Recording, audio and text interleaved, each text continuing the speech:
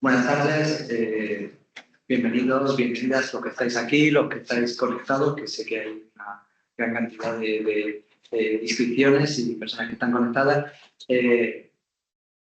Yo creo que mi misión es muy breve, daros la bienvenida a la medicina complutense y bueno, este es el tercer workshop dentro, marcado en el proyecto de bioética, de educación en bioética y de liberación democrática, y trata sobre bioética, deliberación y ciudadanía. Me complace, me honra pertenecer al grupo de trabajo de este proyecto, del cual la profesora Lidia Feito es la investigadora principal, y hay que agradecerle la iniciativa de este workshop. Hay que agradecer no solo la iniciativa del workshop, sino también la selección de personas que van a participar en la mesa redonda, porque son todas de un gran nivel. Y creo que va a ser muy interesante, porque va a ser un espacio de reflexión que creo que va a ser muy útil. Y, como veréis, trata sobre todo en torno a la deliberación, un enfoque que trasciende la enseñanza de la ciencia de la salud y entra dentro, pues, el marco de la democracia, de la ciudadanía. Y bueno, yo creo que es algo que es importante el divulgar y el trabajar sobre ello. Al final, este workshop pues culmina con la presentación del libro de Diego Gracia, El animal deliberante. Se vuelve otra vez al origen de esta sesión. Simplemente pues agradecer la iniciativa, agradecer la presencia de todos ustedes, los que estáis aquí, los que están conectados, y desear pues que sea lo más agradable posible y lo más enriquecedor posible. Muchas gracias. Pues buenas tardes, muchas gracias, Javier. Bueno, la verdad es que la acogida que tenemos siempre y el apoyo de la Facultad de Medicina es fundamental para los proyectos de investigación y para todas estas actividades, así que muchas gracias, Javier, por ese apoyo. Como decía muy bien el decano, efectivamente el contexto de este tercer workshop, igual que los dos anteriores, es ese proyecto de investigación en el cual básicamente, después de los 4 años que ya venimos trabajando en él, lo que hemos pretendido ha sido pues, trabajar sobre todo sobre cómo podemos formar en bioética, cómo podemos promover de alguna manera una educación en bioética con todas las limitaciones, problemas, multiplicidades, heterogeneidades, etcétera, que vemos en el mundo de la educación en bioética.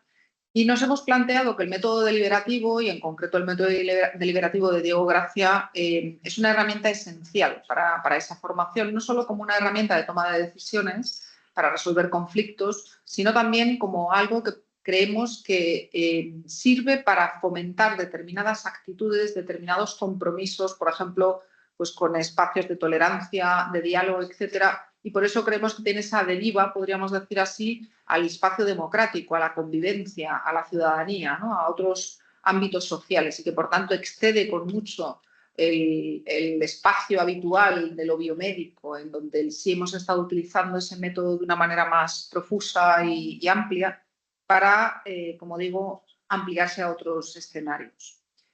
Precisamente en esta convicción es en la que diseñamos este workshop, cuyo objetivo es, de una manera mucho más declarada quizá que en los anteriores, hablar específicamente del contexto de la deliberación. Nos hemos planteado básicamente 3 objetivos. Por una parte, analizar pues, los diferentes ámbitos en los que se puede utilizar la deliberación. Por otra parte, dialogar sobre cuáles son los límites y los potenciales o las ventajas que le vemos a ese modelo deliberativo. Y, en tercer lugar, promover ese enfoque deliberativo probablemente pues, como el mejor modo de resolver conflictos, problemas en sociedades complejas como son las sociedades contemporáneas, ¿no? La estructura es muy sencillita. Vamos a estar aquí 2 tardes. Tenemos cada tarde 2 mesas redondas, y la última de ellas es un poco especial porque, como decía el decano, es la presentación del libro de Diego, aunque vamos también a hacerlo en formato de taller de diálogo. La primera de las mesas, básicamente, ahora la presentará su moderador. Lo que queremos es hablar del método deliberativo en la formación de los profesionales. La segunda mesa queremos llevarla a los contextos sociales y políticos. La tercera mesa es la que hablará un poquito más de la posibilidad de llevar esto al contexto de la ciudadanía. Y, como digo, la última es en donde veremos un poco ese planteamiento que nos hace Diego Gracia y discutiremos un poco con él todas esas digamos, propuestas que nos propone, ¿no? Con lo cual, bueno, es una estructura sencilla, pero creemos que va a ser muy, muy interesante. La verdad es que los ponentes son de primer nivel, con lo cual vamos a aprender todos mucho de ellos y queremos que sea realmente un workshop, que haya mucho espacio de diálogo y que haya posibilidad de que podamos interactuar y podamos compartir ideas, que es de lo que se trata, ¿no? Un poco entre todos. Solo quisiera decir a efectos de cuestiones logísticas que efectivamente hay personas que están conectadas online, personas que estamos aquí en presencial. Las personas que están online, para su intervención, lo que les vamos a pedir es que o bien utilicen el chat o bien levanten la mano y nosotros les daremos después la palabra para que puedan intervenir. Y los que están aquí en presencial, pues pueden hacerlo también a través del chat si se quieren conectar online o con un micrófono y al modo estándar. Lo digo por si vienen los estudiantes, que sabemos que hay algunos que han tenido interés en venir, que son poco favorables al micrófono. Las sesiones se graban, con lo cual tendremos después la posibilidad de revisarlas y repasarlas, porque las colgaremos en la página web del proyecto. Y para los que están aquí, tenemos una conexión Wi-Fi de la UCM disponible, por si la quieren, así que si es el caso, pues nos lo piden y se la pasamos. Y creo que esto es todo, no me queda nada más que agradecer a todos que estén aquí, agradecer por supuesto a los que han participado en la organización y preparación de este workshop. Mañana hablaré un poquito más de los agradecimientos y no quiero quitar más tiempo, comenzamos inmediatamente con la primera mesa. Muchísimas gracias a todos.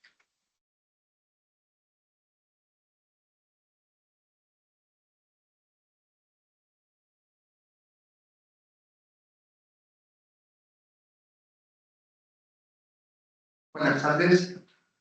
Después de la introducción que nos ha hecho Afeito y en ese ánimo de no perder tiempo y de, sobre todo, dedicar el máximo posible a trabajar a través de las preguntas y las cuestiones que se quieran plantear, yo voy a hacer una presentación muy breve de lo que va a ser esta mesa redonda, que, como ha dicho Lidia, trata fundamentalmente de los ámbitos de formación y de deliberación, es decir, cómo podemos ayudar a deliberar desde el punto de vista formativo.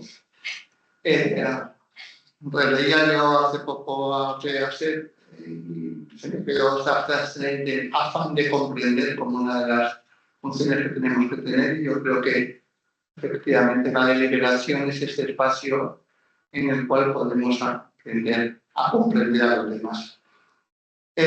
Como esto no nace espontáneamente, sino no venimos ya deliberados de casa, sino que lo tenemos que aprender, pues necesitamos que en los distintos espacios educativos y formativos enseñemos, trabajemos la deliberación como método de trabajo que ayude a desarrollar luego las actividades concretas de la vida a las cuales nos vamos a enfrentar, y sobre todo en este ambiente de una facultad de medicina y de este ambiente donde la deliberación bioética se hace sobre temas sanitarios, pues es absolutamente necesario que la formación en deliberación parta también de estas facultades y de estos centros de educación. Y para eso nos acompañan 3 personas, expertos docentes. 2 pertenecen a esta casa, a la Universidad Complutense. Benjamín Herreros, que es profesor titular del Departamento de Medicina Legal, trabajador incansable por la bioética, que incluso le llevó, es médico de formación, pero le llevó a hacer filosofía como una manera de profundizar aquí en el campo, director también del Instituto de Ética Clínica Francisco Valles, miembros los 3 de ese instituto, que está desarrollando también una labor impresionante en la difusión y la formación de la bioética. A nosotros, además, nos complace enormemente participar juntos en muchas de estas actividades, porque tenemos elementos muy comunes, y yo creo que nos enriquecemos mutuamente. Pues a mí me orgullece estar presentando esta mesa. Taira Velasco, enfermera, también profesora de la casa, profesora de la Escuela de la Facultad de Enfermería. Ha sido y es enfermera de UCI, aunque en este momento no lo desarrolla al 100%, también miembro del Instituto de Ética Clínica, y otra faceta muy importante, la presidenta del Comité Deontológico de la Organización Colegial de Enfermería. Una persona que de alguna manera, y además con un empeño de actualizar el código deontológico de la enfermería, ¿no? Que yo creo que ya está casi a punto de completar. Y finalmente, Ramón Ortega es filósofo, médico, enfermera, filósofo. Yo creo que tenemos aquí muy bien representado. Es profesor de la Escuela de Enfermería San Juan de Dios, representante a la Universidad Pontificia Comillas, también del Instituto de Ética Clínica, y además coordina una red de bioética y salud pública en Latinoamérica. Bueno, pues no quiero perder más tiempo en la presentación y cedo la palabra a, en este caso, a Buenas tardes a todos. ¿Se oye? no tienes. Dale al botón rojo. Estoy para listos. Vale. Ah, Buenas tardes a todos. Muchas gracias por la invitación. A Lidia, concretamente, pues como coordinadora del grupo de trabajo. Desde luego el taller, bueno, vamos a vivir aquí, esto va a ser desde luego fenomenal con el programa que hay y a Javier por su amable presentación. Lo que me comentó Lidia, que quería que trabajase en este rato, era concretamente pues, hablar de la educación en ética en medicina y dentro de la educación en ética en medicina, pues cómo veía eso que se podía educar y cómo se podía incorporar esto de la deliberación. Entonces, por eso le puse yo el apellido de ejemplo y deliberación, porque yo lo que veo, como intentaré desarrollar en los siguientes minutos, es que la educación en ética y también en la deliberación fundamentalmente tiene que ver con el ejemplo, una ética que tiene que ver con el ejemplo. La educación en ética, desde mi punto de vista, va por dos caminos. Por un lado sería una educación en la racionalidad de la moral, que sería más de índole teórico, que se puede leer, se puede explicar en una clase meramente teórica, y luego, por supuesto, tiene que ir acompañada de lo que podemos decir una educación emocional, porque los valores, pues como todos es bien conocido, los bienes que subyacen al mundo de la moral, desde luego se captan a través de la vía emocional y luego ya después esa racionalidad, todas esas estrategias nos hacen que podamos gestionarlo de una manera u otra. Y esa educación emocional es indudablemente y tiene que ser indudablemente práctica. No sirve ni leer, insisto, un libro ni tampoco escuchar una clase teórica. De manera que estas dos educaciones, que tendrían que ser desde luego complementarias, y lo son, una de ellas que podríamos hablar como una especie de educación de lejanías, que sería más teórica, busca educar en esa racionalidad, explicar las distintas teorías y formas de argumentación, incluso la deliberación, con los distintos pasos que pueda haber, se puede explicar, se puede comprender, se puede entender, y es relativamente sencilla de explicar, incluso de comprender. Diferente desde mi punto de vista sería lo que yo he llamado pues, educación emocional, que sería, como señalaba, pues, a través de la práctica, del trabajo por el carácter del que tenemos delante y, por tanto, del ejemplo, que sería no tanto una ética que decía de lejanías, sino de cercanías. Y que se vincula a través de una relación personal, de una relación interpersonal. Aquí, evidentemente, la fuente original pues, tiene que ver con Aristóteles, la ética Nicómaco, y cómo él explica lo que son las virtudes, cómo se aprenden y cómo de alguna manera se pueden también enseñar. De manera que en esta educación emocional no solamente se trataría de una educación para que capte la persona que tenemos delante los valores, sino también se puede educar en el proceso deliberativo, porque como proceso que es, no se trata de aprender, ya sabemos, una serie de pasos de forma mecánica, sino de que a través de la práctica sepamos trabajar en equipo, hay algo fundamental, estamos en la deliberación, algo que podemos llamar como la humildad moral, y que reconozcamos que nuestra opinión vale como la de los demás y que tengamos que aprender a pactar, el reconocimiento del otro, la creatividad necesaria para la deliberación, la búsqueda de la mejor solución. Esto, insisto, desde mi punto de vista, tiene que ver con una educación práctica. La siguiente pregunta sería cómo realizamos esta educación emocional de los valores y del proceso deliberativo. Esta educación emocional que iría destinada a, de alguna manera, mejorar el carácter de los profesionales y, por tanto, que haya mejores profesionales. No profesionales que se aprendan una serie de reglas y normas que luego tienen que aplicar, sino que ellos sean mejores profesionales y que luego, por tanto, puedan responder mejor a los problemas y, sobre todo, que haya menos problemas porque son mejores profesionales. Bueno, pues voy a señalar 4 modalidades de esta educación emocional. En la primera de ellas sería lo que comúnmente se denomina el método del caso, que sería coger un caso fuera del contexto de la realidad, se explica, se debate, se delibera, pero ahí falta la realidad, faltan la interacción, falta la relación interhumana, faltan las emociones, falta ver cómo afecta mi decisión al otro de forma instantánea y en el curso de la toma de decisiones.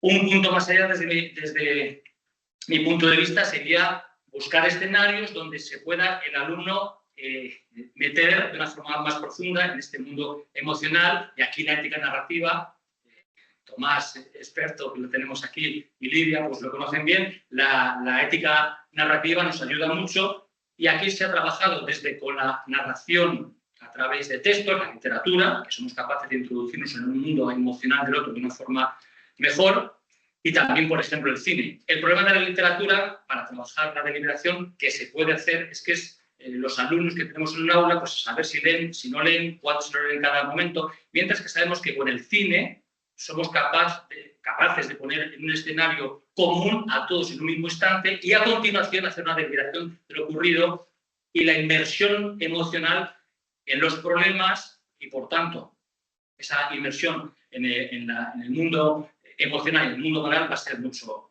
mayor. Por supuesto que el cine tiene también sus limitaciones, porque las emociones son fácilmente manipulables y no voy a entrar en esto ahora. Método del caso, escenarios, con ética narrativa. El siguiente punto sería la simulación, que se ha trabajado. Yo también he tenido la suerte de trabajar la simulación en ética. Se prepara un escenario, ahí está la inmersión del alumno en una situación concreta donde tiene que deliberar y donde tiene que tomar una serie de decisiones que le afectan al otro que tenemos delante. Esto es algo que se ha hecho y se hace. Hay que preparar el escenario, sucede el escenario y luego a posteriori pues hay esa discusión que hay que hacer siempre después de la simulación. Es un escenario controlado, el alumno tiene que saber meterse, no es fácil. La simulación, si alguno de ustedes la ha trabajado, no es fácil. Y luego, la cuarta metodología, que sería un poquito la propuesta que hago aquí, sería a través del ejemplo, a través de la figura de la mentoría o del mentor, que de alguna manera este mentor es capaz de establecer modelos a los que hay que imitar o modelos que transmiten valores. Los valores, las actitudes, los comportamientos de alguna manera se transmiten, como les decía, desde la acción, y el mentor sería esa figura que porta de alguna manera el modelo que el alumno tiene que captar. Aquí esto en bioética es tan antiguo como el nacimiento de la bioética. James Drake, que ha trabajado mucho en esto de la ética de las virtudes, decía, en esta línea de que la importancia del modelo y de la relación personal en la formación en ética, decía que la ética surge de la relación de una persona con otra. La ética tiene que ver con imágenes, modelos e ideales que influyen en el carácter y la virtud. Estos modelos y categorías explican mejor que las reglas y los derechos la clase de moralidad acerca de las interacciones entre, en este caso, el médico, el sanitario y el paciente. El carácter es más importante que la metodología del razonamiento moral, que las reglas, los principios, los derechos y otras cosas por el estilo. Yo aquí también muchas veces recuerdo a un profesor de medicina de la Autónoma que él hacía referencia con la medicina en general, con la ciencia de la medicina, pero igualmente lo aplicamos aquí a la mentoría. Él decía que la relación clínica no la entendía como una relación entre dos, el profesional y el paciente, sino él hablaba de una relación entre tres. El estudiante, el que tiene que aprender, el paciente, el ciudadano y el profesional. Y ahí se produce esa relación clínica donde hay un aprendizaje, donde se produce también esa deliberación y que, insisto, pues te permite esa inmersión en el mundo moral emocional en el cual suceden los problemas éticos. Hay un concepto que es conocido desde los años 90, fue Paul Omerasov el que lo trajo, el concepto de microética clínica. Y precisamente es en este ámbito de la microética clínica, para mí, donde se produce todas estas situaciones donde tendría que estar el alumno con el profesor si fuera posible. El humus emocional, el humus moral, es ahí donde se produce. En el día a día, cuando se entra a la habitación, cuando se pasa a consulta, estoy hablando, por supuesto, en el ámbito concreto de la medicina. Y Omerasov habla de esa interacción entre los valores y las actitudes que se producen cotidianamente y donde se tiene que producir la educación moral, en este caso del profesional o del médico, que es de lo que me toca hablar. Recientemente, en el grupo de trabajo de bioética de la Sociedad Española de Medicina Interna, hemos publicado un trabajo sobre la formación en ética clínica, hablando de cómo puede ser una herramienta hacia la excelencia profesional, utilizando este ámbito de la microética clínica. Y hacemos una propuesta de esa formación en microética, cómo tiene que ser. Hablamos de varias cuestiones: atención y capacidad de escucha, para captar problemas, para captar valores; comunicación empática y compasiva; y el tercer momento del que hablamos era la actitud deliberativa. Esto, insisto, en la consulta, en el pase de planta, es algo que el alumno tiene que aprender y que se puede enseñar. Luego hablaremos un cuarto momento: humildad y aceptación de la propia vulnerabilidad. El problema, como yo me imagino que algunos de ustedes ya estaban pensando, de esta educación emocional, práctica, a través de la mentoría, es, por un lado, ¿qué valores? Pues habría que decir aquí que los propios de la profesión, de los sanitarios, y nuestro es el cuidado de la salud, pues los valores que están vinculados al cuidado de la salud. Y esto es algo que, bueno, que por todos seríamos capaces de reconocer estos valores.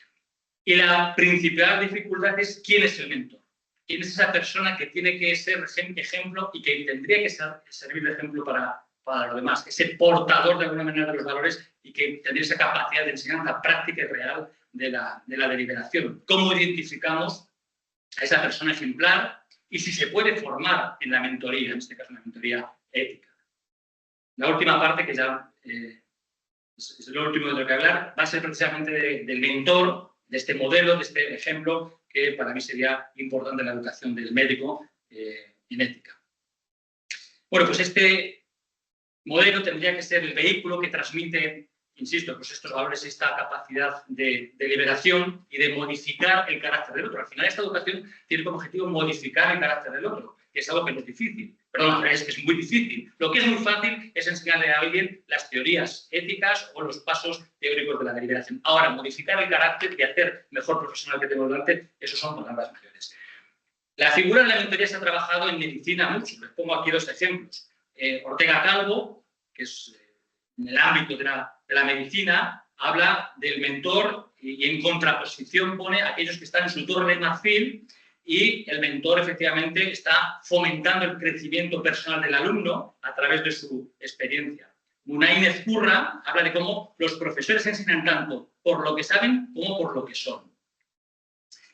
Bueno, pues la mentoría sería una obligación, es decir, los que hemos practicado la clínica hemos aprendido a tratar a un enfermo de una manera o de otra, viendo a otros cómo tratan a un enfermo. De manera que la obligación del mentor, del profesor, profesora, sería no solamente enseñarle la teoría, sino enseñarle a comportarse, estamos hablando en estos días, a deliberar en su día a día.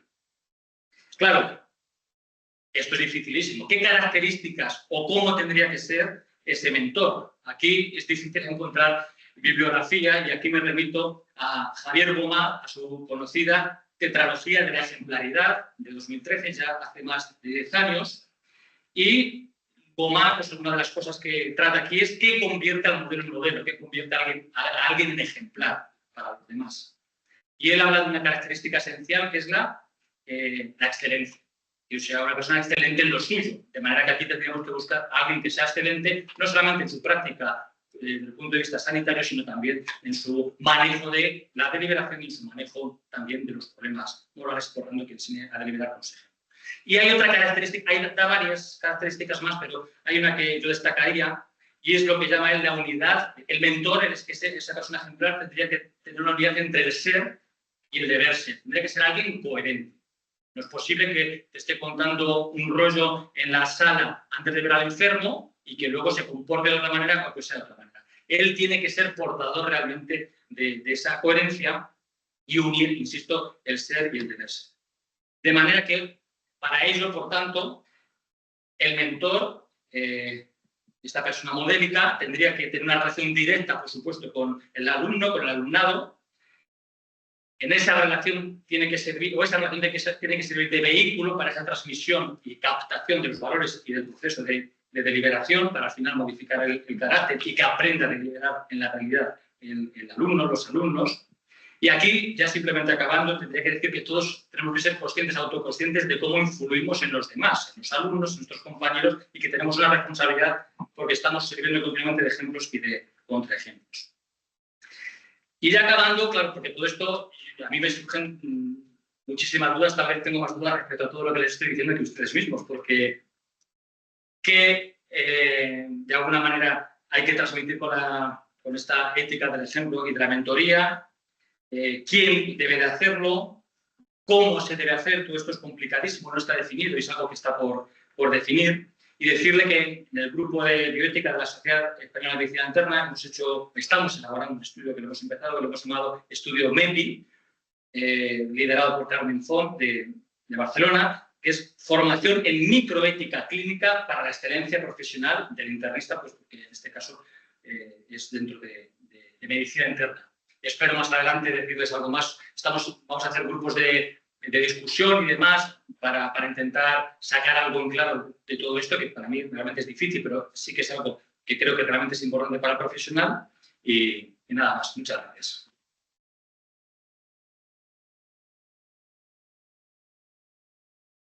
Benjamín, a continuación, traerá la visión de la educación en enfermería en Badajoz. Entonces.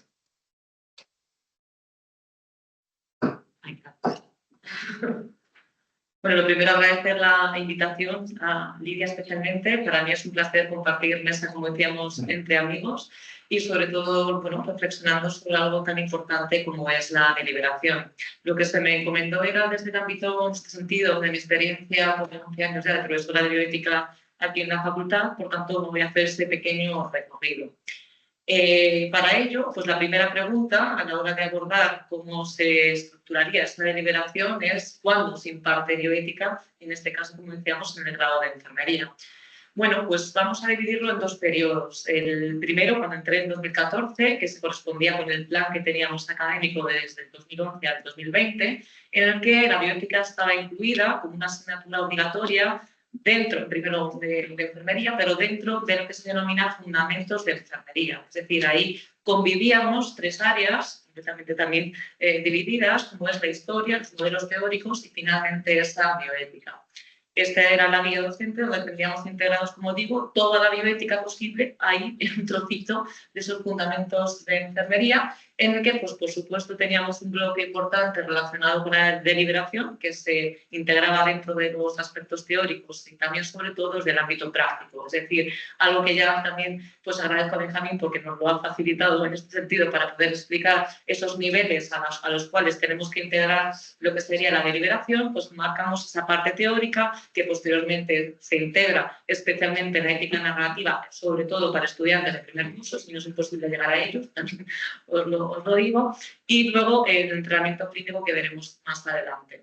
¿Cómo se estructuraba, por tanto? Bueno, pues centrarse fundamentalmente a la hora de generar este contenido teórico, lo que se intentaba reforzar eran habilidades de la ética discursiva, es decir, que aprendieran a debatir simplemente a la hora de distintos ámbitos que pudieran generar pues esa confusión, ¿no?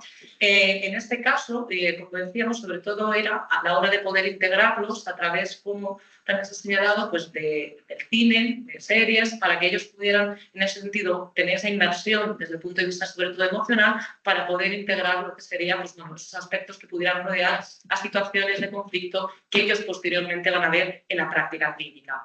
El primer seminario que teníamos enfocado fundamentalmente a poder profundizar más sobre ello era, en este caso, de Baclis, que lo traducimos fatal en castellano, o no nunca, porque nos pareció.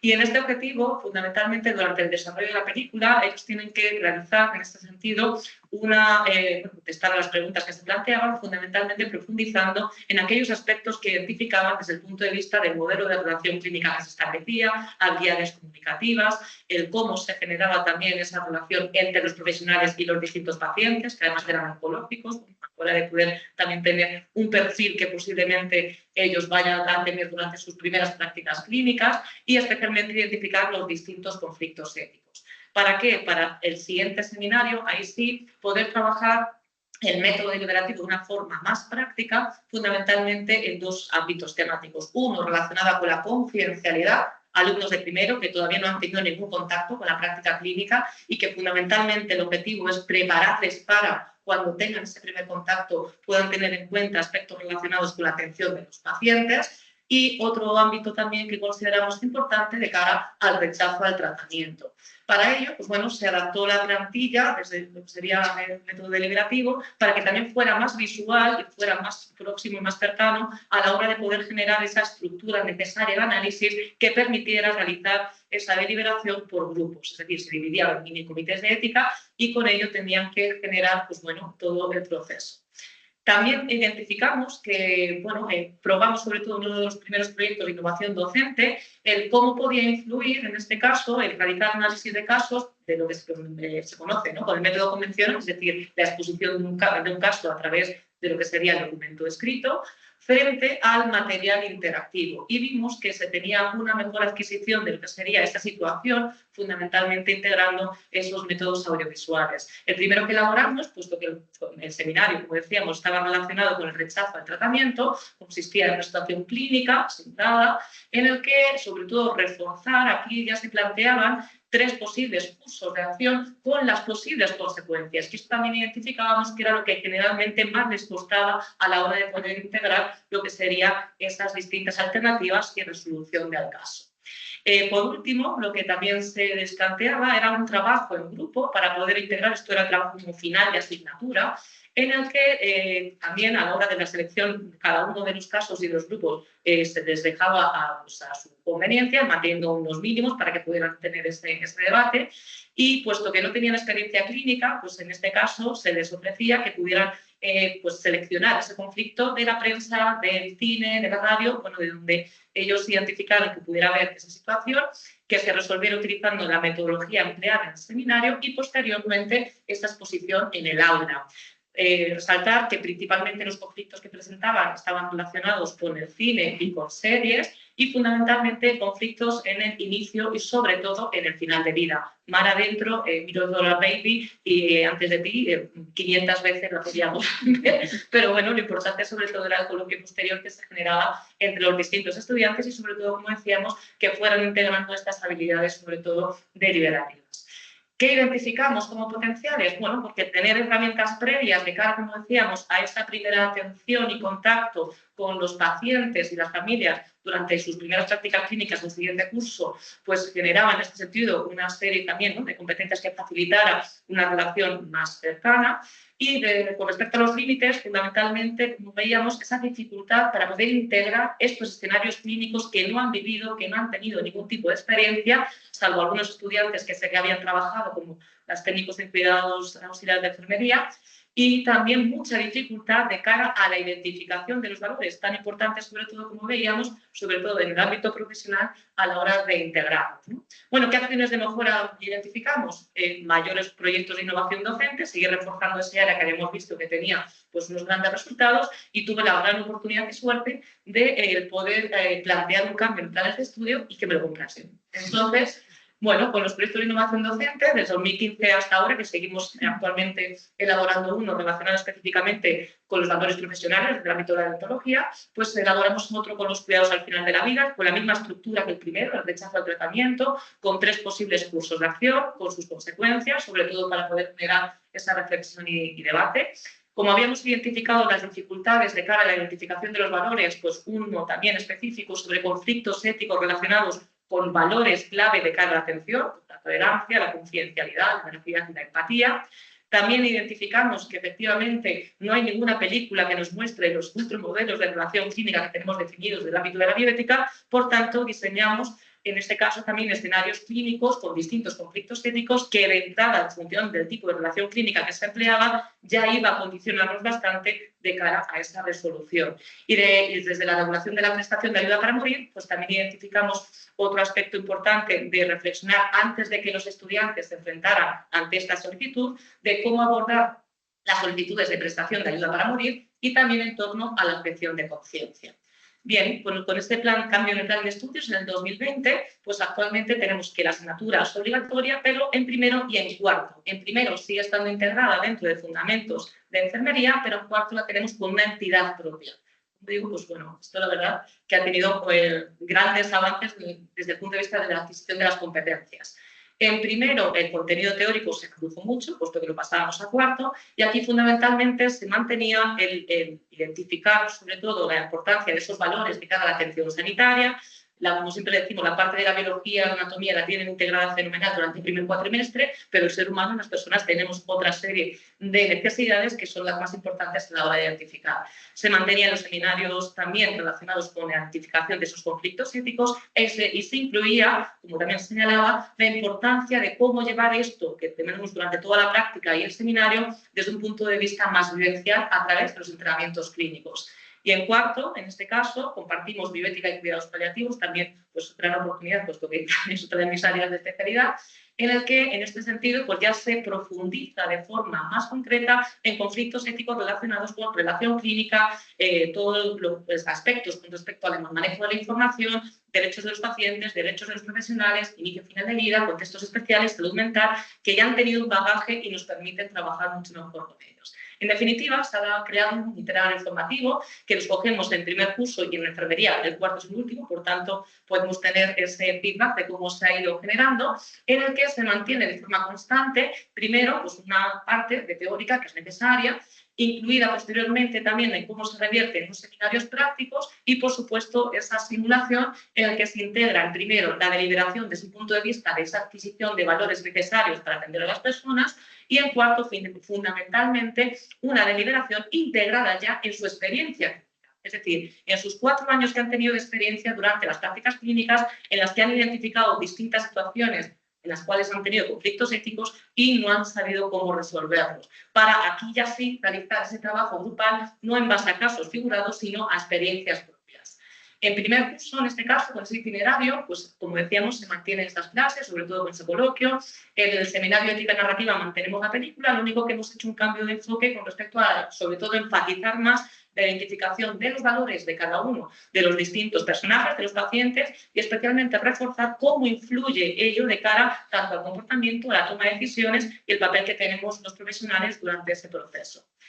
También relacionado con ello, otro de los proyectos de innovación docente que en este sentido estructuramos era poder generar una estructura de deliberación en ética narrativa que permitiera también esos análisis de los conflictos éticos.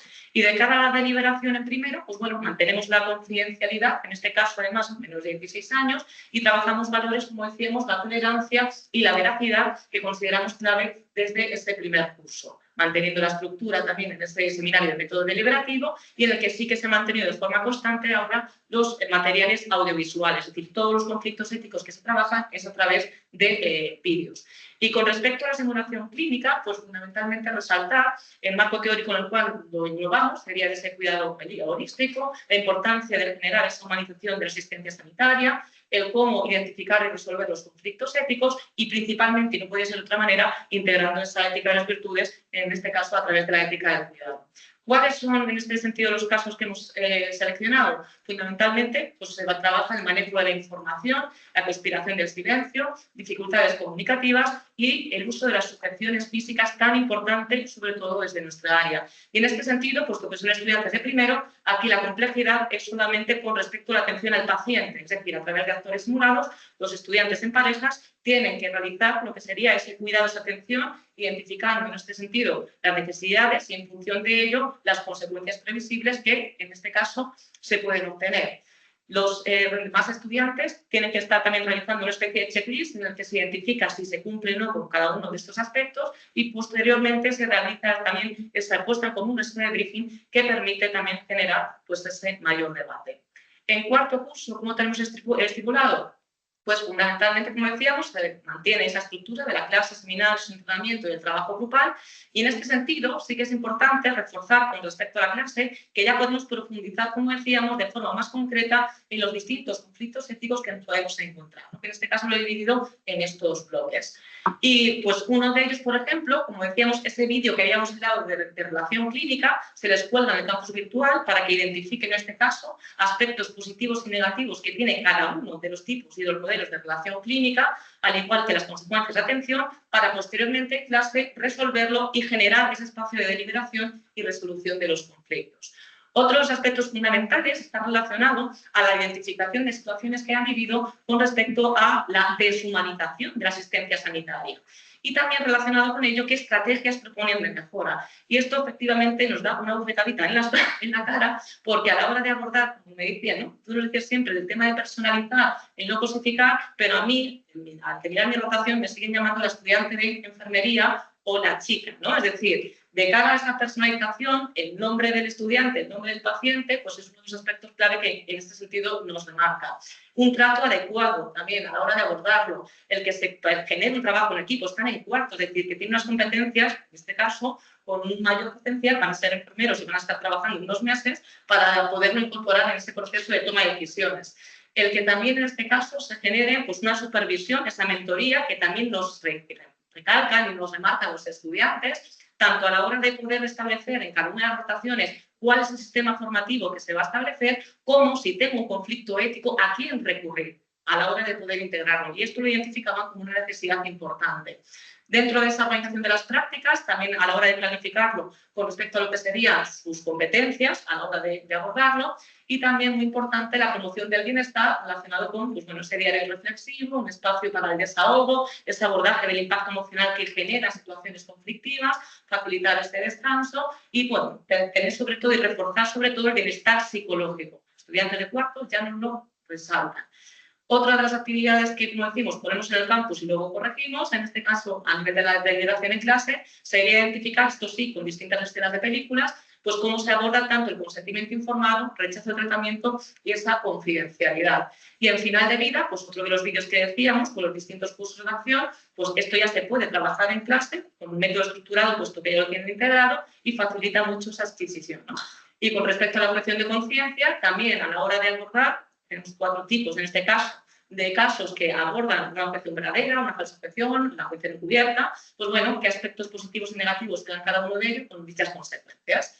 De los seminarios, puesto que la asignatura es bioética y paliativos, se integra el primero, por supuesto, la deliberación, fundamentalmente enfocado en áreas que hemos visto de mayor dificultad, como es la capacidad, pacientes de salud mental o el manejo de la información en pacientes, por ejemplo, con VIH, y luego ya se integra en la planificación compartida de atención, los documentos de instrucciones breves voluntarias anticipadas, como una actividad obligatoria. Es decir, todos los estudiantes tienen hecho su documento, que luego registran o no, pero para poder tener esa aproximación y ir adquiriendo estas habilidades comunicativas. Y también generar esa reflexión propia de los valores. Y por último, del abordaje del sufrimiento relacionado con lo que sería esa atención y acompañamiento a la vulnerabilidad.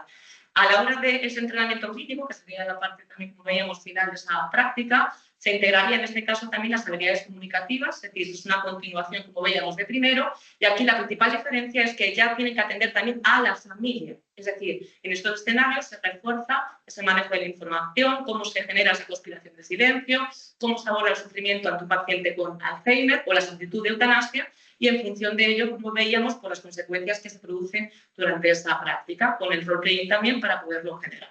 Y por último, y con esto termino, a la hora del trabajo en grupo, resaltar, como decíamos, que el potencial es que no es algo, en este caso, supuesto, sino que es dentro del grupo tienen que elegir uno de los conflictos éticos que les haya generado mayor sensación de, pues, como decíamos, ¿no? Desde el punto de vista de este abordaje a nivel emocional, y en este caso hemos visto que hay una gran variabilidad en este sentido de temáticas. De los 2 años que tenemos, puesto que empezamos en 2020 y hasta que hayan llegado al cuarto, pues han sido el año pasado y temas que se repiten: conspiración del silencio, limitación de tratamiento de soporte vital, y esto es importante, por eso lo remarco, relacionados especialmente con la alimentación y el uso de sondas nasogástricas. El rechazo al tratamiento también me llamó mucho la atención, que se ha repetido con el uso de opioides, por el tema de la epidemia de Estados Unidos, si hay algo o no, pues parece que sí, que también nos ha tocado el que lo manejemos, transfusiones de sangre, el que el estudiante no realice la técnica, como pudiera ser canalofermavía, de sedación paliativa, sujeciones físicas, el acompañamiento familiar y también relacionados, bueno, a la hora de, en este caso, importante, veíamos si la resolución había sido, como ellos planteaban, el curso óptimo o había sido distinta. En torno al 66% el año pasado, pero el 90% de todos los casos que se presentaron identificaron que había sido distinta, es decir, que ese curso óptimo no se había realizado. Algunos de los verbaquines que señalaban, pues bueno, que deliberar entre los participantes y realizar la revisión habían visto, en este caso, que se puede llevar a cabo, pues hemos aprendido que existen diferentes caminos, reflexionar sobre todo que hemos, en este sentido, el conflicto siempre hay diferentes opciones que deban de preservar esos mayor número de valores confrontados y que al analizar el caso éticamente se considera que se cometió pues, un error en lo que fue esa resolución. Potencial, pues mejorar la incorporación de estas herramientas de cara a los profesionales que estamos viendo que sí genera un impacto y como límite que es necesaria la adquisición de lo que serían todas estas competencias a través del itinerario formativo que hemos desarrollado. Porque sí que es cierto que veíamos de cara a unos estudiantes que tenían esos valores no integrados que no habían venían de otros centros, que no habían participado en todas estas actividades y sí que se generaba una cierta dificultad. Acciones de mejora, pues continuar con proyectos de innovación, como decíamos, que sí que hemos visto que tienen y revierten en ese impacto y pues revisión de los planes a la hora de ajustar los contenidos. Y nada más. Muchas gracias.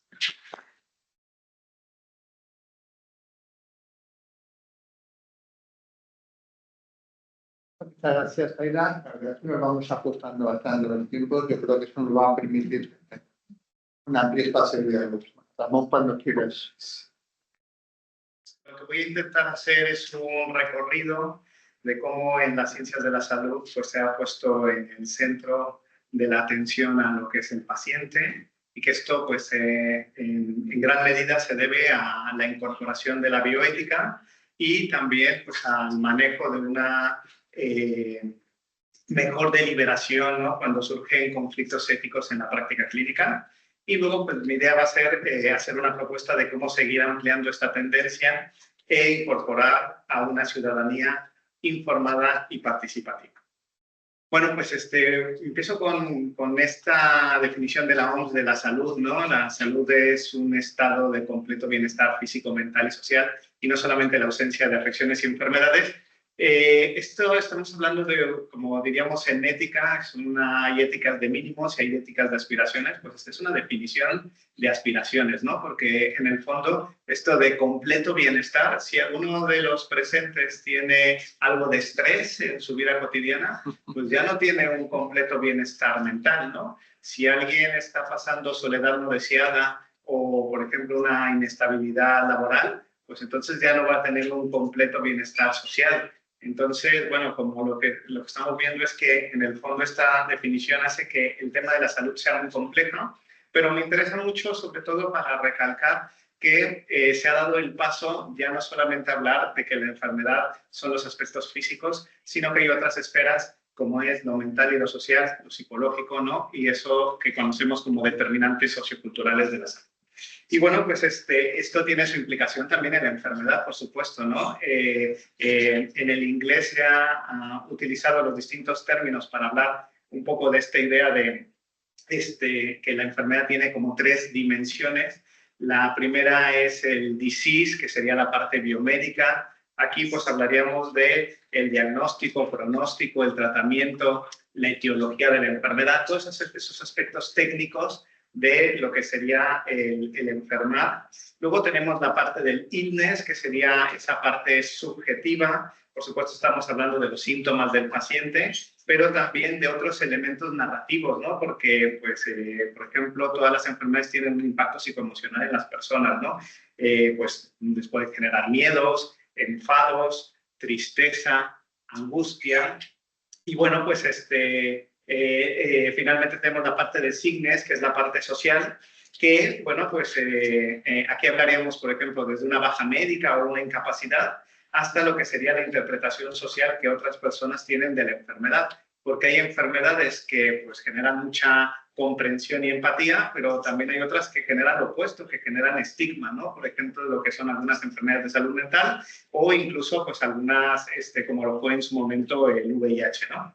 Bueno, claro, lo que quiero resaltar aquí es que en el fondo pues esto de la enfermedad también es algo muy complejo y que por eso mismo pues no deberíamos de atender solamente a esa parte biomédica, ¿no? O sea, como diría Pedro Laín Entralgo en su Antropología Médica, pues no solamente somos biología, sino que somos biografía y entonces las otras partes de nuestra esfera, de las otras dimensiones de esa enfermedad, pues también son necesarias. No me voy a entretener mucho, pero bueno, en parte el paternalismo médico se debe a ese centrarse solamente en los aspectos biomédicos, ¿no? Y ahora decimos que no, que una atención realmente integral o una atención holista, pues debe de, no se puede centrar solamente en esos aspectos biomédicos, ¿no? Tiene que tomar en cuenta, por supuesto, las perspectivas, las emociones, el estado mental de los y las pacientes, ¿no? Es decir, su narrativa y tiene que atender a esos determinantes socioculturales de la salud, ¿no? Decimos que en esto de enfermar y morir, pues tiene más importancia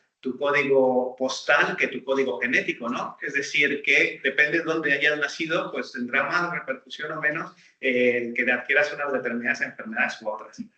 Y por supuesto, esa atención la vemos que está completamente centrada en el paciente. Claro, esto también ha tenido un impacto en las diferentes formas de entender la bioética y los procesos de deliberación. O sea, la deliberación es una cosa que propone en su momento Aristóteles, ¿no? Y que dice que tiene que basarse en esa frónesis, en esa prudencia, ¿no? En esa sabiduría práctica. Pero bueno, ha habido como distintas incorporaciones pues para facilitar, digamos, ese trabajo de deliberación, ¿no? Como puede ser la propuesta de Diocracia. Y aquí traigo la propuesta de la profesora Lydia Peyton, ¿no? Que es intentar integrar esos conceptos narrativos, ¿no? Porque, claro, esos problemas éticos no se dan en un espacio neutro, sino en determinadas circunstancias, es decir, son eventos biográficos. Yo incluso diría que son eventos interbiográficos, es decir, que una biografía siempre va a tener una relación y un impacto en otras biografías, en los familiares de los pacientes, en los mismos profesionales de la salud. Siempre una biografía impacta en las otras, ¿no? Luego, además, que esas vivencias de las personas implicadas deben de ser analizadas como relatos, como narrativas, ¿no? Para desentrañar, interpretar y dar sentido. En este aspecto, pues otra vez volvemos a la idea de que no somos biología, es decir, no se trata de una patología. La señora de la pancreatitis o del fallo renal, no, son pacientes que tienen nombres y apellidos, que tienen familiares, que tienen sus vivencias y por eso hay que analizar su historia, ¿no? Me gusta esta frase que dice la profesora, dice, las historias no nos dicen qué debemos hacer, no son reglas, sino horizontes para la comprensión. Es decir, entre más entendamos esa narrativa de las partes implicadas en un conflicto ético dentro de esa práctica asistencial, pues mejor va a ser la resolución que podamos ofrecer, ¿no? No solamente se trata de recabar datos constatables, sino desde una exposición de la percepción subjetiva de las personas implicadas y que finalmente la deliberación constituye una clave para la educación y formación de hábitos adecuados para la ciudadanía democrática, porque el diálogo de las partes implicadas debe darse siempre en condiciones de igualdad. Y esto también es muy difícil, es otra cuestión de aspiraciones, porque la relación clínica, ya lo sabemos, que es en sí misma, por su naturaleza, asimétrica. Es decir, viene una persona en situación de vulnerabilidad por su enfermedad y hay una persona que se supone que tiene las competencias para ayudarle a salir de esa situación. Entonces, ya eso hace que se genere una asimetría. Bueno, pues hay que intentar que cuando hay un problema ético, todas las partes involucradas estén en situación, en la medida de lo posible, de igualdad. Luego, otra cosa que ha ido pasando con el mundo, que todo esto que estoy contando son cosas que probablemente ya conocen, no estoy diciendo todavía nada nuevo, ahora viene la propuesta, ¿no? Pero hemos cambiado ya ese paradigma del curar por el del cuidar, ¿no? Porque sabemos que curar a veces es posible, pero en la mayoría de los casos solamente se puede paliar, controlar o mantener a raya la enfermedad. Es decir, el verdadero objetivo de los y las profesionales de la salud es el cuidar, ¿no? Y no se puede entender ese concepto de atención humanizada, de atención holista o integral sin ese concepto de cuidado, ¿no? Me gusta esa frase de Albert Llobel que le he puesto ahí, ¿no? Él fue un médico, pero que también enfermó de cáncer, murió de ello, ¿no? Y dice, yo ya acepto que no me van a curar, pero me costaría aceptar que no me van a cuidar, ¿no?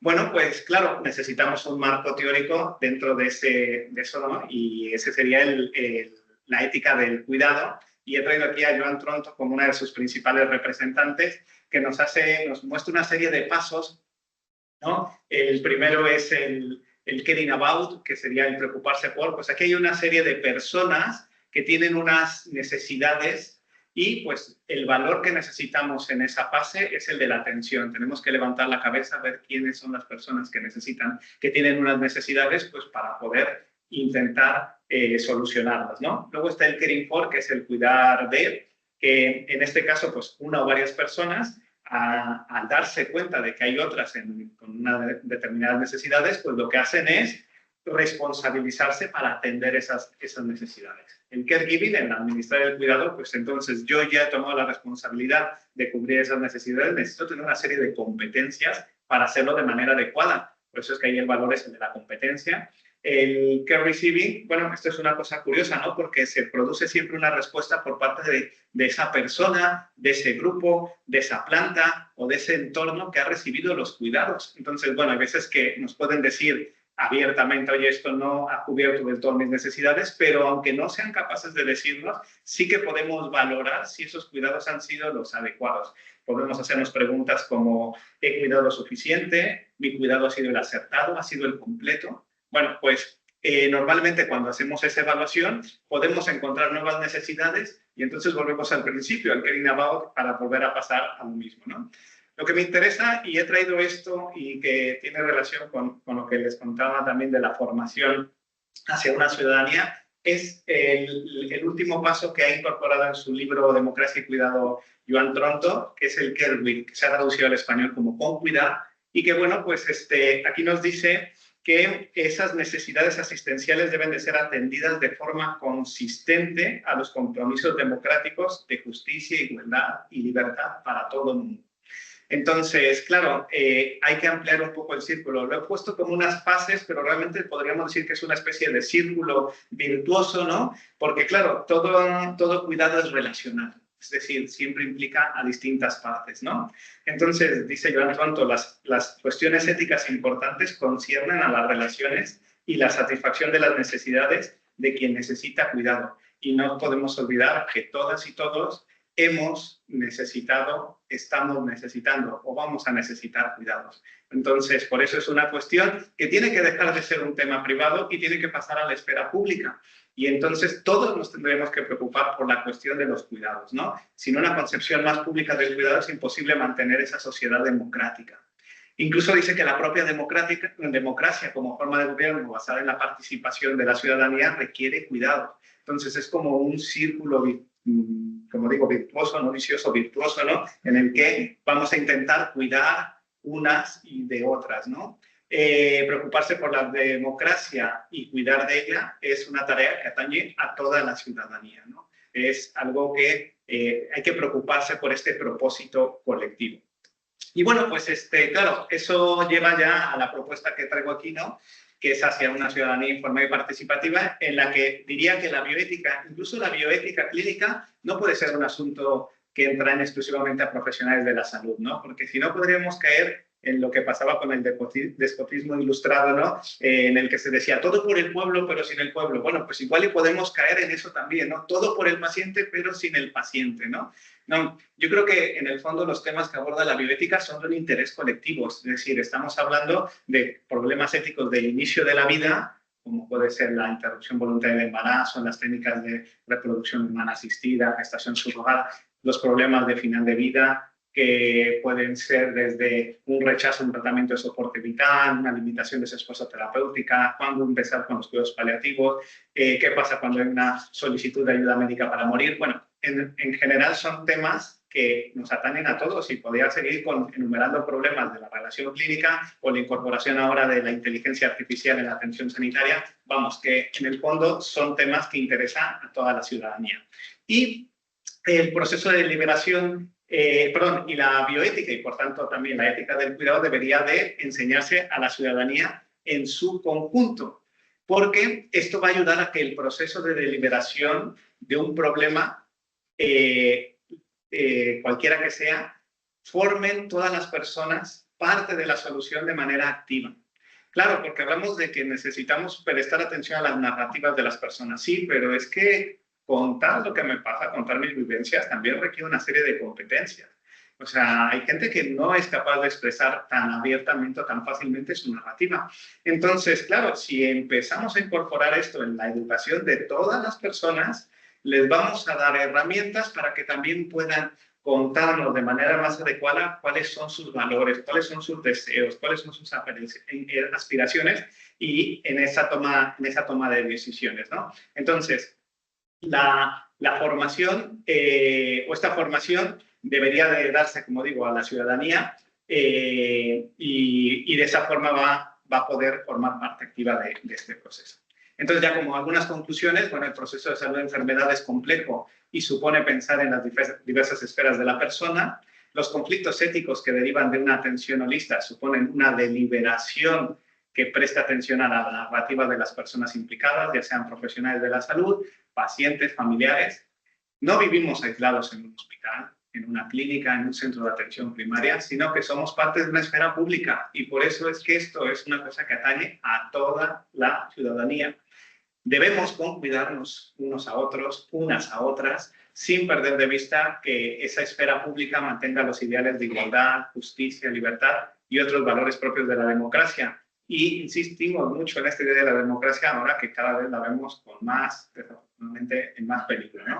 Y bueno, para ello debemos ampliar la idea de que la bioética y la ética del cuidado es una formación exclusivamente profesional, es decir, tenemos que quitarnos esa idea y ampliar estos horizontes de formación a la ciudadanía en su conjunto. Y pues ya está, con esto me despido, muchas gracias. Ahí estamos en una foto con Joan Tronto, justamente algunas compañeras y compañeros, está ahí con la camisa rosa. Muchas gracias.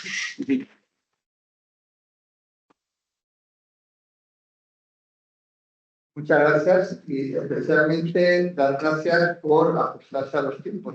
Pido el caso por los medios técnicos, pero creo que se han ajustado bastante bien a los tiempos, lo cual nos da pues, unos 20 minutos, 25 minutos de diálogo.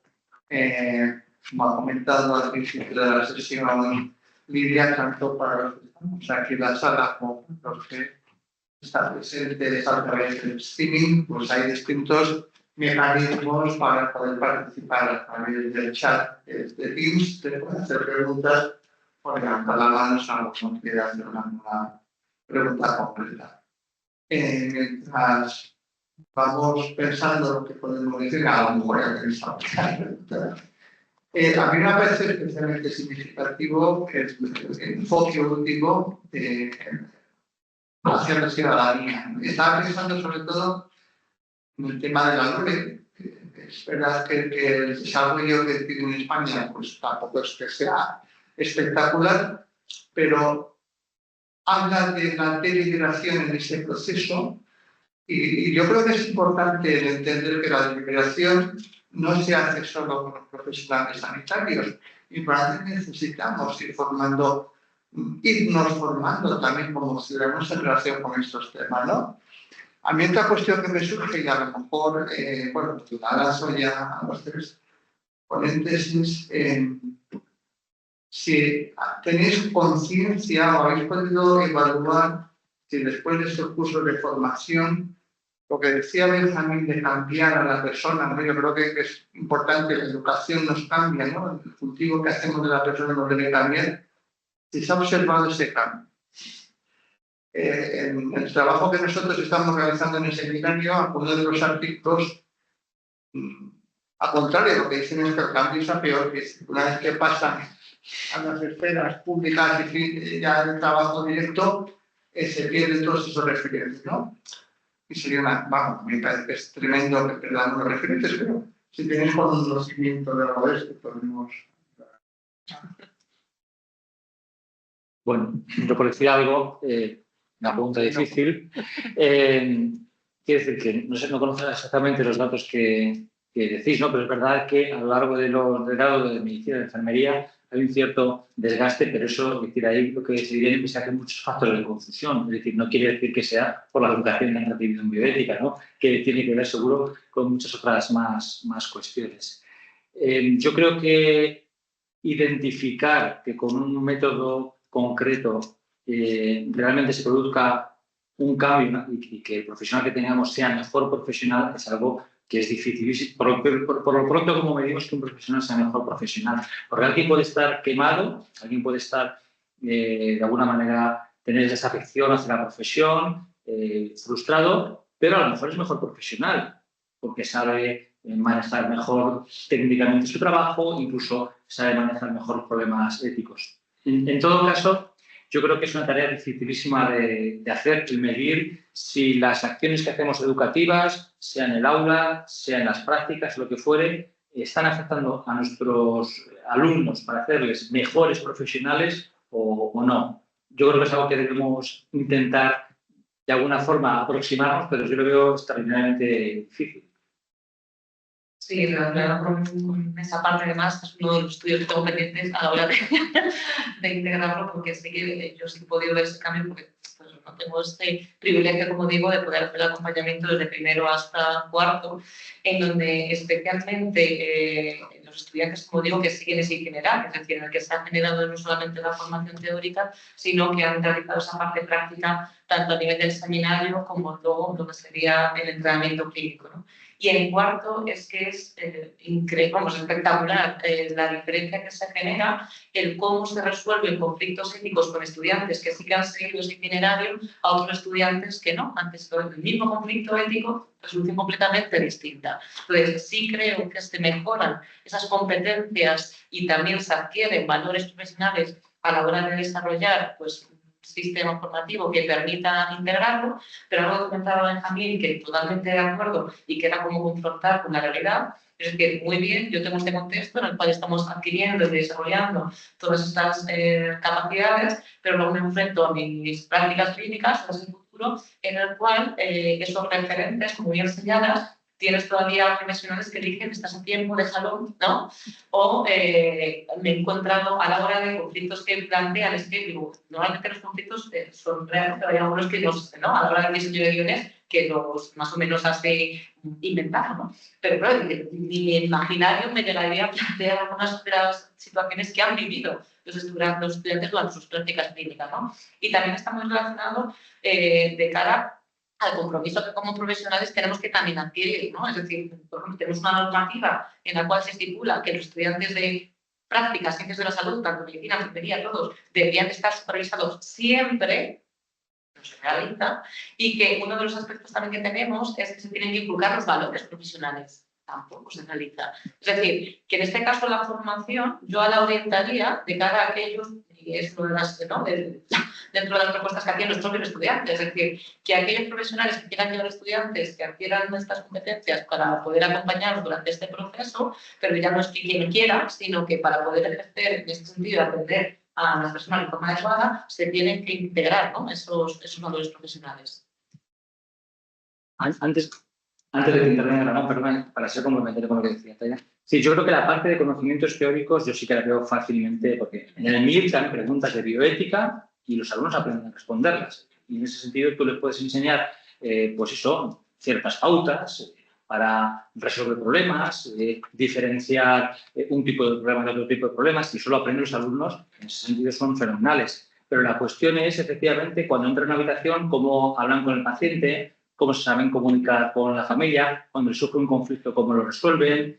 Es decir, en eso es en lo que realmente, que para eso sirve la ética, es que el resto realmente no vale para nada, es decir, saberse de memoria las cuestiones teóricas. En eso es lo que realmente nos falta todo por hacer y por medir. Sí, desde luego, la cuestión de saber cuál es nuestro impacto, digamos, en los futuros profesionales es difícil de contestar, ¿no? Pero desde luego yo creo que hay que creer que sí que damos, que estamos así generando ese impacto, ¿no? Y que entre más, no lo sé, entre más pasión eches a tu docencia en tu clase de bioética, pues más pasión vas a generar. Estoy seguro de que no en todos los casos, pero en muchos sí. Yo apuesto porque tengo la esperanza de que sí que haya concienciado algo alguna. Perdona, yo Ramos soy más pesimista que tú. Yo creo que la verdad que los alumnos son diferentes, tampoco que seamos aquí excesivamente mayores, ¿no? Pero sí que notas un cambio, por ejemplo, respecto a la idea de autonomía del paciente y cómo responden intuitivamente ya desde primero a ciertas cuestiones. Pero yo, más que por la influencia del profesor directo, yo creo que tiene que ver con cambios sociales, globales, que están parte de esa modificación en los valores que compartimos, con los ejemplos, y vuelvo a lo de antes, ¿no? Con los ejemplos que tienen ellos en su día a día, en su casa, con sus compañeros. Honestamente, tengo serias dudas de que esas modificaciones sean por las clases que les llamamos de bioética. Claro, de ahí también en ese sentido, no es por las clases, sino desde el punto de vista práctico. Es decir, yo donde he visto por qué no hemos tenido esto antes es en el entrenamiento clínico, porque te estás enfrentando a un caso real. Es decir, el actor a nivel de la simulación es un caso real y en función de las habilidades comunicativas que la persona demuestre y también relacionados con ese acompañamiento, se va a actuar de una manera u otra y en ese sentido ha sido el feedback que he obtenido. Es decir, en primero, pues bueno, es bastante complejo, pero bueno, tienes ahí una situación que los estudiantes señalan que difícil esto, ¿no? Las situaciones físicas que ponía el seminario, que es uno de los aspectos que además me preocupa mucho, sobre todo además como enfermera, en el que es un paciente que está con situaciones físicas, pues en primero, es decir, que no han tenido ningún contacto con la práctica clínica y dentro del discurso que ellos establecen para justificar por qué no le pueden quitar las sujeciones a esa persona que está tumbada en la cama, tranquilo, se mueve muy tranquilo, es el mismo ideario que tenemos a nivel clínico, es por tu bien, si te has afrontado por algo, es decir, que esto a nivel de la ciudadanía se ha trasladado como una forma de cuidar. Y en este sentido, cuando termina el seminario, todos pasan por esas sujeciones para que identifiquen los valores que se vulneran, dignidad, privacidad, intimidad, y ahí se genera el cambio. En este caso, ¿no? Y dos casos muy significativos fueron dos estudiantes que habían tenido sujeciones por intentos autolíticos y ellas mismas justificaban por qué tenía que mantener esas sujeciones. Es decir, que a la hora de cómo se revierte sí creo que influya, pero especialmente en ámbito práctico, es decir, el entrenamiento clínico diseñado, estructurado de forma por los distintos niveles, sí creo que tiene un impacto muy significativo en la adquisición de las competencias, sobre todo lo más complejo, que son habilidades comunicativas. Tenemos una pregunta. Sí, por orden, ¿vale? ¿Qué preguntas de los compañeros online? Pero pasamos. Dos de ellos se van a conectar. Luego es la última parte.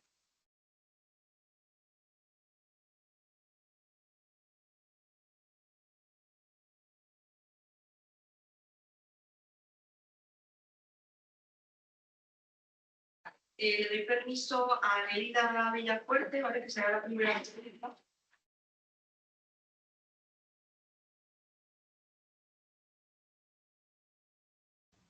Hola, buenos días.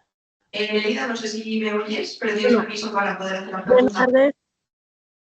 Hola, hola. Hola, hola, hola. Ponemos el ¿Sí ya se escucha? ¿Sí ya se escucha? ¿Ya está abierto mi micro? ¿Se escucha? Hola, hola. Hola, buenas tardes. Hola, hola. No sé si se escucha. Ya no los escucho yo.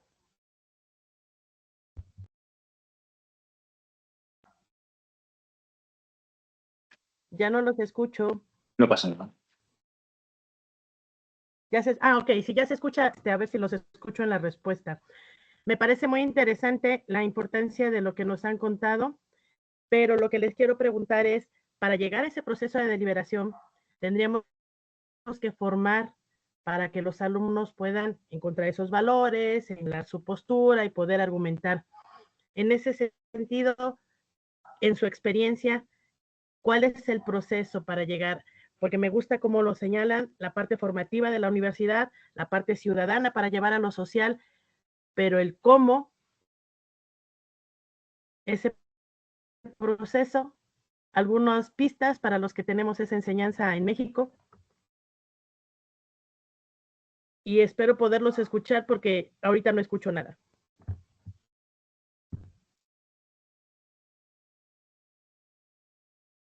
A mí personalmente, si hablo en base a experiencia, una cosa que a mí me ha resultado útil es que los alumnos sean quienes identifiquen los problemas éticos que ellos tienen.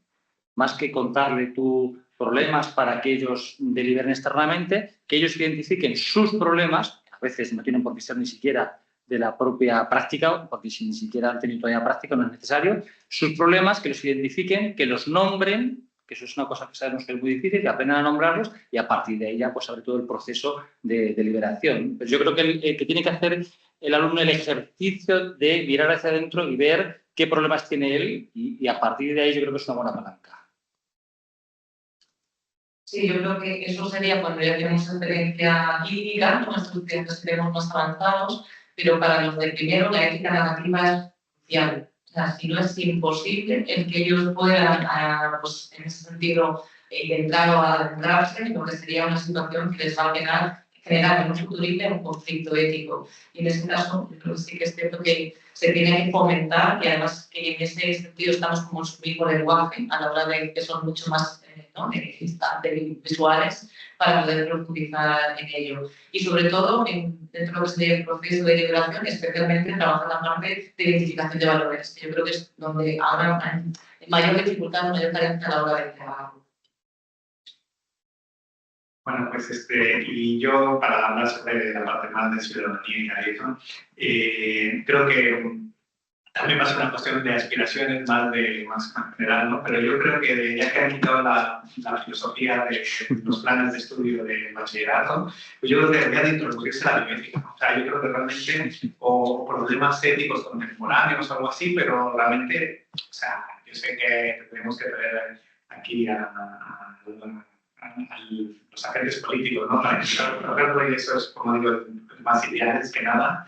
Pero imaginemos que todo el mundo tuviéramos un poco de formación en el bachillerato de bioética. Es que no es nada malo, o sea, al contrario, nos enriquecería muchísimo, ¿no? Y sin tener que pensar en ser profesionales de la salud en un futuro, ¿no?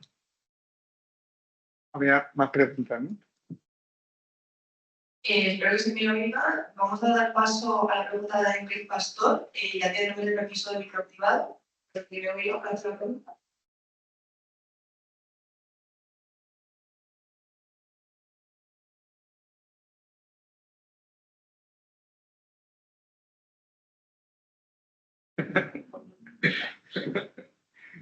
O sea, que voy a decir por el chat también.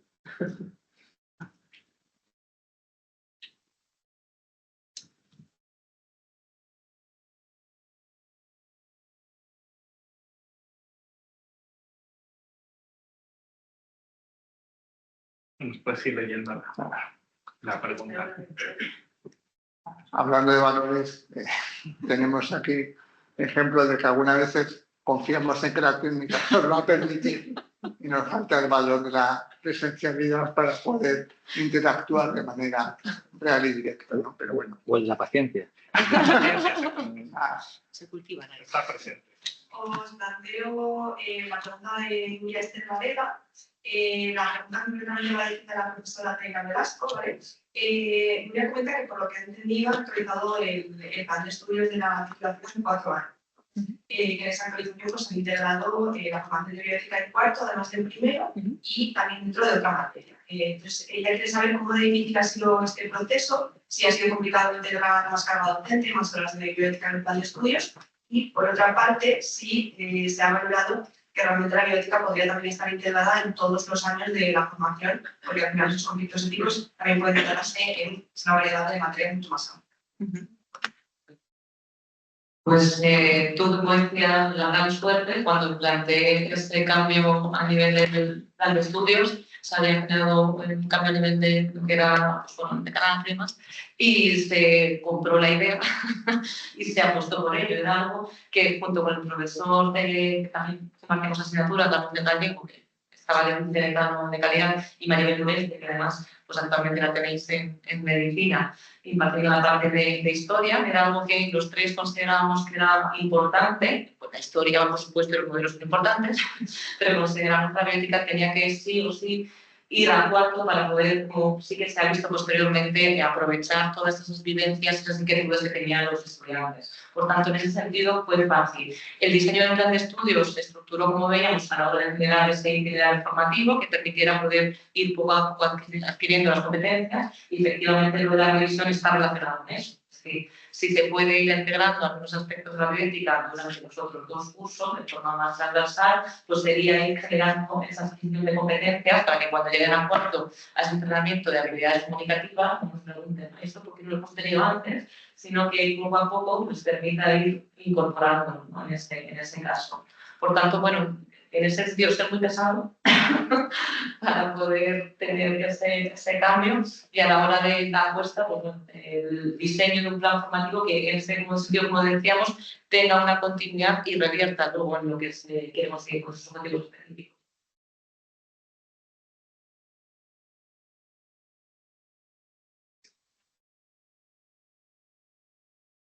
Sí. De micro. Apaga ese micro. Venga. Bueno, yo quería, aparte de agradeceros las presentaciones que me han parecido todas muy interesantes y bueno, que nos hacen pensar también en nuestra práctica docente, en realidad es como una pregunta para los tres, pero luego quiero matizarlo para cada uno, ¿no? A mí me preocupa especialmente algo que de algún modo todos más o menos habéis dejado caer, que es un poco esa parte de que Benja también da muchas vueltas de la formación de las actitudes, ¿no? Es decir, que efectivamente no se trata de los contenidos solamente, sino sobre todo de cambiar un poco la manera de mirar, ¿no? Y la manera de acercarse a la práctica profesional o a la colaboración y la convivencia ciudadana. Finalmente es un poco lo que todos queremos, ¿no?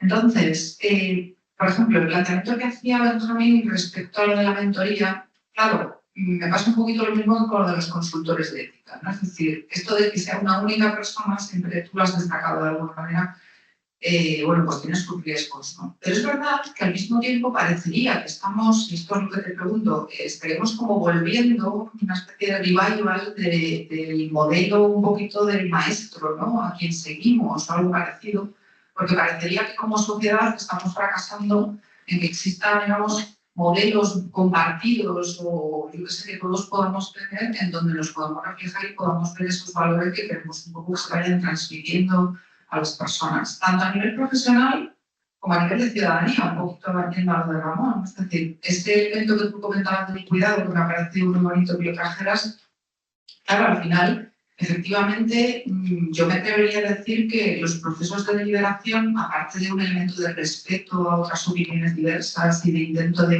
diálogo y de acuerdo, tienen también efectivamente una dimensión del cuidado del otro, ¿no? De me importa la otra persona y tenemos que vivir juntos y tal. Y a lo mejor eso efectivamente también impacta en los profesionales. Es que si la sociedad no promueve ese tipo de actitudes, pero ¿cómo las promovemos, ¿no? En una sociedad que no parece que vaya en esta dirección, ¿no? Por ahí quizá nos puedes decir algo.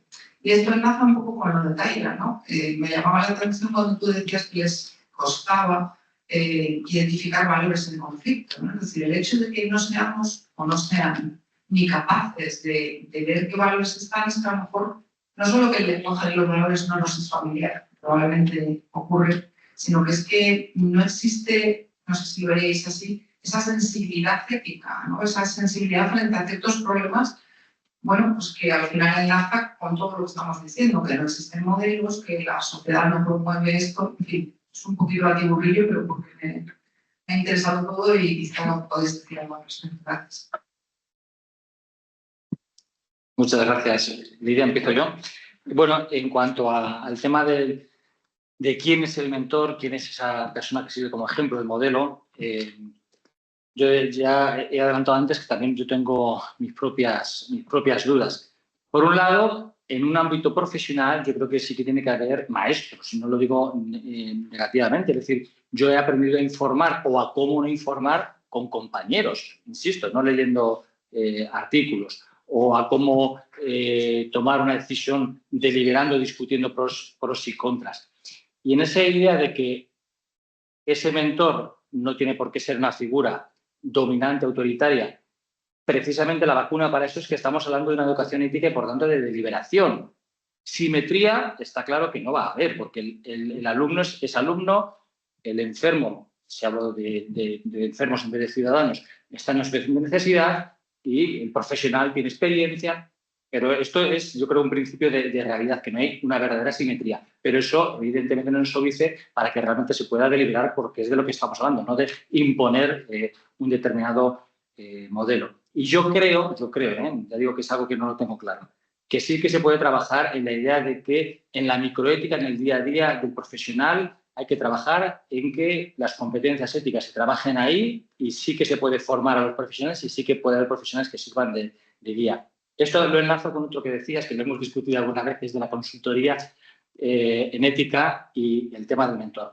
Si alguna vez se trabajara con mentores en el día a día o con este tipo de modelo, no trabajaría uno solo como un paracaidista, sino que él trabajaría con un equipo, con un control de unos con otros, de una mirada de unos con otros. Igual que la consultoría, sabemos que no es un paracaidista, sino que es un equipo de consultores, 4 o 5, que luego además tienen un comité de ética de referencia. O sea que realmente hay mecanismos de control. Y si hay alguien que hace mal su tarea, por suerte habrá mecanismos de control tanto en la consultoría como en la idea esta de la formación. Es un poco la idea. Bueno, yo creo que es una pregunta muy difícil de contestar, ¿no? Porque, bueno, me recuerda un poco lo del mentor al tema de lo de la ética de la virtud, ¿no? O sea, ¿cómo se aprende la virtud? Pues del virtuoso. Entonces tú, cuando ves a una persona virtuosa, quieres imitarle. Y yo creo que en la práctica clínica asistencial, pues mucha gente tiene la suerte de haber tenido en sus prácticas a unos referentes que quieren ser como ellos y les intentarán imitar, ¿no? Y esto, claro, lo podemos llevar a todas las esferas de la vida. Somos también docentes, queremos ser aquellos docentes que hemos visto en su momento que nos educaron, o que tenemos unas referencias de aquellos profesores que nos dejaron algo, ¿no? Ni siquiera tiene que ser una clase de ética o de filosofía o de bioética, ¿no? O sea, a veces son profesores que a lo mejor te enseñaban literatura, pero te gustaban cómo te enseñaban. Y tú dices, oye, yo quiero enseñar de esa manera, ¿no? Ahora, el problema es que, claro, ese es un gran obstáculo porque cuánta gente virtuosa conocemos en el mundo, ¿no? Entonces, ahí parece como que hay una cuestión también de suerte, que te toque aquella persona virtuosa o que no te toque para nada y entonces pues estás un poco perdido, ¿no? Por eso es que al final las éticas de la virtud dieron paso en su momento a las del deber, ¿no? Dice, oye, pues no tengo una inclinación necesariamente por hacer las cosas bien, pero sé que debo hacerlas. Y entonces, no sé si, o sea, obviamente me estoy yendo por la, no me estoy contestando a la pregunta, pero porque es que es realmente muy compleja, ¿no? ¿Cómo podemos darle esas competencias, que adquieran la gente esas competencias de civilidad? Lo mismo también con el tema de la educación de valores, ¿no? Sí que yo veo, por ejemplo, en los comités de ética asistencial en los que colaboro, que muchas veces lo que más le cuesta a los profesionales de la salud es identificar esos valores que están ahí en el conflicto, ¿no? Entonces, bueno, creo que eso con práctica también, ¿no? O sea, la práctica también es incorporarlo en nuestra vida cotidiana. Yo, de hecho, la deliberación que he aprendido, los modelos de deliberación de ética que he aprendido en mis clases con Ivo Baraja, eso las incorporo en mi vida cotidiana. O sea, yo pienso muchas veces en mis problemas cotidianos para resolverlos. ¿Cuáles son los valores que están aquí? ¿Cómo voy a encontrar ese curso intermedio para llegar a ese curso óptimo? O sea, son enseñanzas que de verdad son para la vida de todas las personas. Por eso es que intentan promover que esto no sea una cosa solamente de clínicos, ¿no? Que por supuesto que es fundamental, pero que lo ampliemos un poco más esos horizontes. Creo que estamos en ese camino. De la mentoría, también de acuerdo, pero en este sentido yo creo que el foco en este caso recae en los profesionales sanitarios como un deber deontológico. A raíz de esta actualización que tenemos, lo hemos incluido dentro de lo que sería, ¿no? El deber que tenemos con respecto a los estudiantes, en este sentido de enfermería, de inculcar los valores de la profesión. Es, como decíamos, no cuántas personas conocemos como virtuosas a la hora de actuar, en este sentido, atender, sino que tiene que estar integrado con nuestro ADN. Es decir, el que brindes un cuidado bastardo, como decíamos, nuestra atención holística, con respecto a tener en cuenta, por supuesto, la parte biográfica, la empatía, la escucha activa, todo eso es algo que no es como decíamos, aspecto solamente diferencial de algunos profesionales, sino que la búsqueda de la excelencia profesional es nuestra base y nuestro sentido a la hora de poder integrarlo, ¿no? Y si se empieza también a ver que cuando no se actúa de esa manera se tiene una serie de responsabilidades, ¿no? Que no es el objetivo, pero bueno, que se pueda ver, se integrará que esto es necesario también para poderlo trasladar. Y con respecto a los valores que comentaba Lidia, sobre todo en primero, pues las clases no las empezaba con ¿cuántos habéis estudiado filosofía? Porque sí que es cierto que se nota un cambio a la hora de, bueno, de generar ese punto de diálogo, de reflexión, de identificación, como bien se habla, de esos valores que lamentablemente se ha ido perdiendo. Entonces, sí tiene un impacto y sí intento buscar distintas estrategias para poder, en ese sentido, facilitar esto es un valor y esas son, ¿no? Como decíamos, las actitudes que lleva el realizarlo e integrarlo, ¿no? Pero que requiere que sigamos ahora mismo pues, generando, fundamentalmente, como digo, sobre todo con el tema de la ética narrativa, escenarios que les permitan aproximarnos a ello, porque si no es muy complejo. Un poco en relación con lo que comentaba Taira y esa última pregunta, yo creo que los problemas, claro que los tienen, los problemas morales claro que los tienen y les dan importancia. La cuestión es que ellos muchas veces los camuflan bajo otro tipo de problemas. Pero si tú les dices que te formulen problemas de ellos, no externos, de ellos, problemas éticos, ellos los terminan formulando. Tú les tienes que ayudar muchas veces a identificar los valores y a poner el nombre. Pero claro que los tienen y que les dan importancia. Y eso yo creo que son las claves, el que vean la relevancia que tiene en su día a día en la toma de decisiones.